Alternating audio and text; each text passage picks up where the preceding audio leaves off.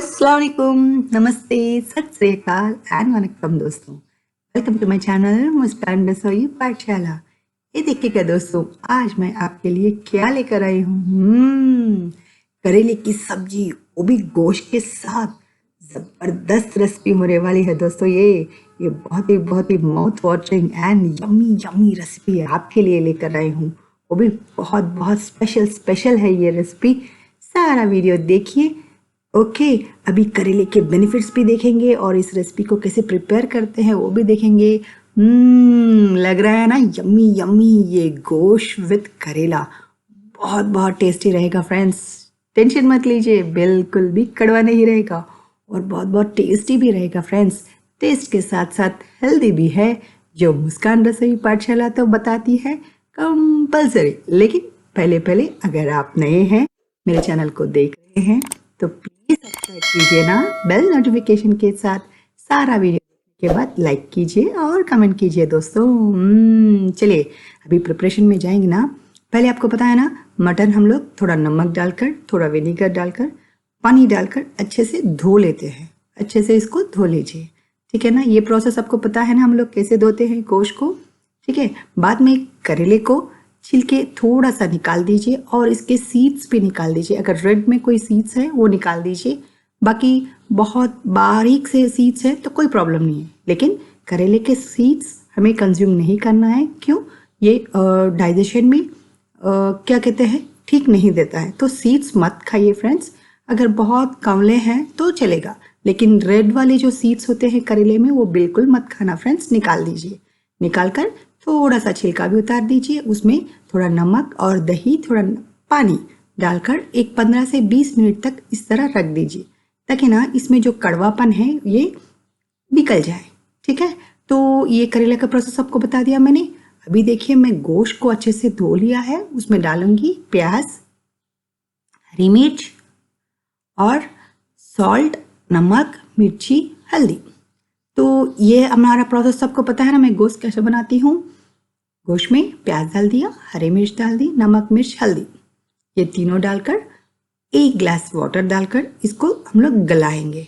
पहले गोश्त को हम लोग गलाएंगे फ्रेंड्स। ध्यान रखिए फ्रेंड्स, गोश्त कभी भी कुकर में मत डालिए। इस तरह आप जब पकाओगे ना, मैं कह रही हूँ बहुत टेस्टी रहेगा ये गोश्त का प्रिपरेशन। कभी भी गोश्त को इस तरह प्रिपेयर कर लीजिए, ठीक है ना। तो प्याज, हरी मिर्च, नमक, मिर्च, हल्दी डाल दिया, 1 ग्लास पानी भी डाल दिया। इसको ढक्कन लगाकर अभी पका लेंगे, ठीक है ना। ये प्रोसेस में ये एटलीस्ट एक 10 मिनट्स लगेंगे, ताकि पानी सारा ऑब्जर्व हो सके। चलिए अभी हम लोग करेले के प्रिपरेशन पे जाएंगे। हम लोगों ने पानी में डाल के रखे हैं करेले के ये पीसेस।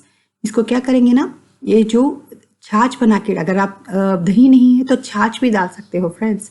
छाछ और नमक में ये करेले के पीसेस डालकर अच्छे से 10 मिनट तो हो गया अभी, तो हम लोग ये पीसेस को स्क्वीज करके निकाल लेंगे। इससे क्या होगा ना, जितना भी कड़वापन है वो सारा इसमें से निकल जाएगा। अच्छे से स्क्वीज कर लीजिए और अलग कर लीजिए, ठीक है ना। अगर आप आधा किलो मटन ले रहे हो तो आधा किलो करेला लीजिए, ठीक है ना। ये स्क्वीज करने के बाद 4 टेबल स्पून ऑयल लिया है मैंने। थोड़ा ऑयल ज़्यादा लगेगा फ्रेंड्स। ऑयल में ये अच्छे से फ्राई होना है, इसलिए हम लोग ने ऑयल लिया है 4 टेबल स्पून। और ये जो स्क्वीज किया हुआ करेले के जो पीसेस है वो इसमें डालकर अभी खूब फ्राई करेंगे। बहुत अच्छा फ्राई करना है इसमें। ये कहीं भी कच्चापन बिल्कुल नहीं रहना है।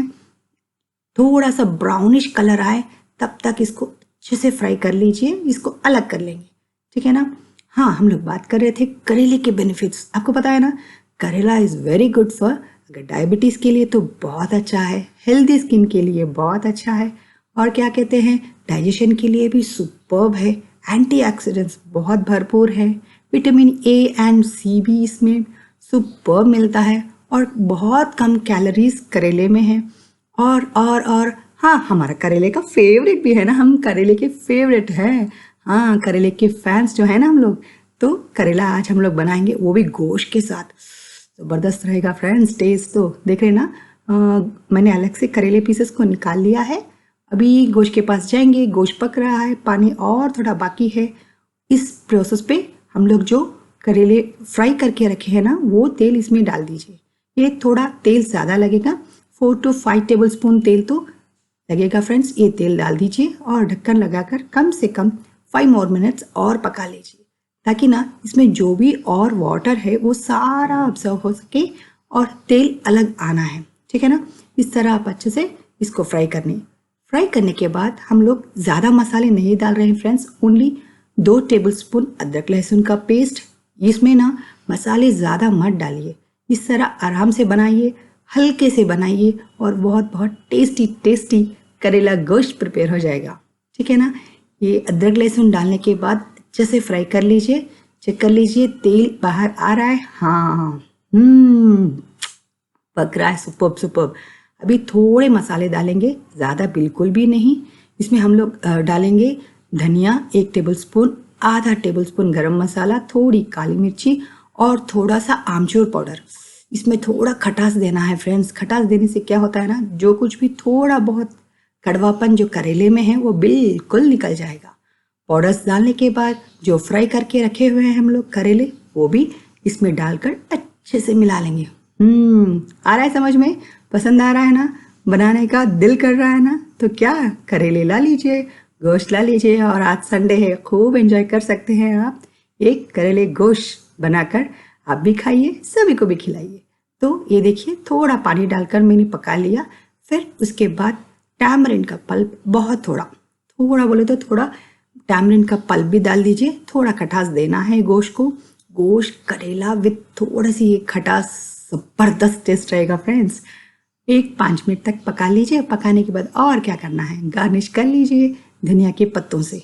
ये रहा, ये बन गया करेला गोश्त। बहुत आसानी से आप बना सकते हो एंड बहुत टेस्टी है, बहुत हेल्दी है ना।